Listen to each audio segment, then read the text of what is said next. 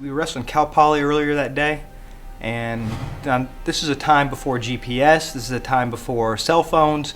This is a time before, I mean, there were some cell phones, but they needed great reception, and so we're going from Cal Poly to Fresno. I wrestled Cal Poly that morning, then wrestled Fresno State that evening at 7, and next thing you know, wake up from a nap, and we're somewhere in the hills of Central California, trying to cross over from the coast into the valley.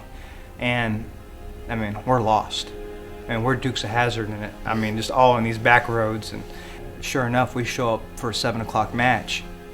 You know, Cowboys Oklahoma State, we roll in at 7:30.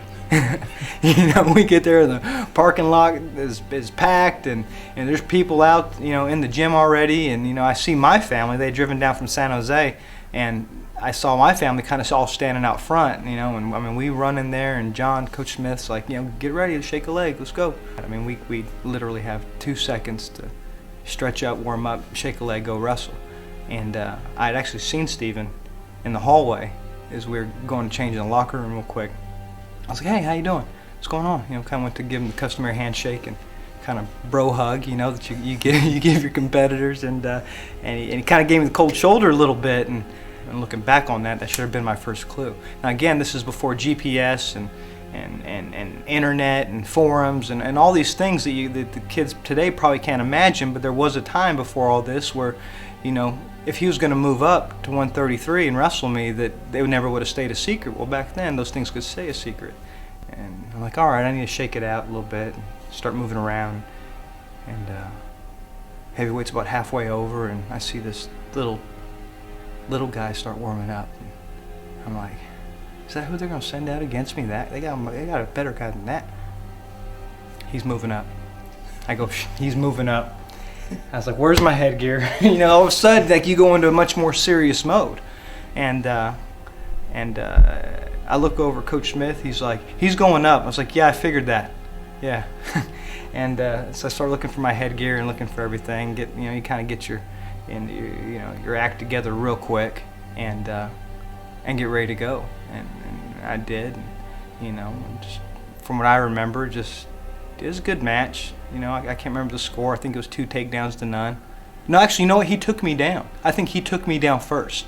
I think he did. He took me down first, and I think the score ended up either 5-2 or 5-3. You know, obviously with me winning.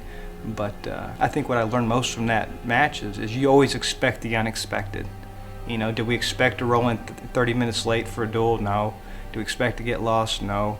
You know, did I expect, you know, I didn't expect it. I should have prepared for a tough matchup. I should have mentally prepared for any possibility.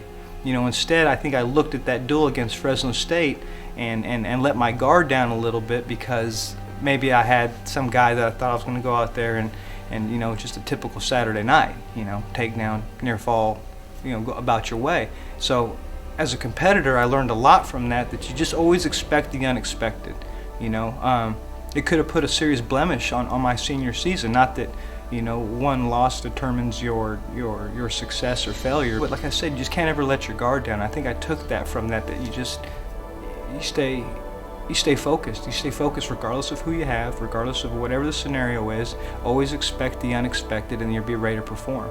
And the thing about it, and it's the thing that I talk to probably our guys the most about, is you got to get emotionally ready for a match. All it means is I'm going to accept that I'm going to have to do whatever it takes to get the job done. And you emotionally get up for that. So I think more than anything, you know, you just got to whip up those emotions pretty quick. Like, okay, here we go. This is going to be tough. You know, my warm-up was what my warm-up was. Okay, it doesn't matter that we had 5 minutes to warm up. Doesn't matter we were 30 minutes late. There's a match that's going to end here in a little bit, and the result goes in the record books. So emotionally, get ready for what's about to happen. So I think that was a little bit more my mindset. It's like, okay, get your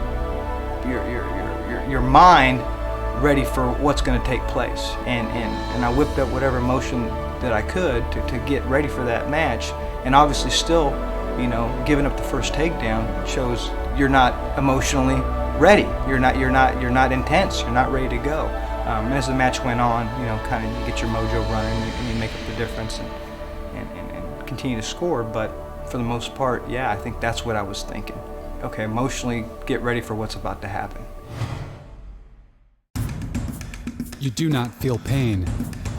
You merely experience obstacles. You do not push your body past its limit. Instead, you seek its true potential.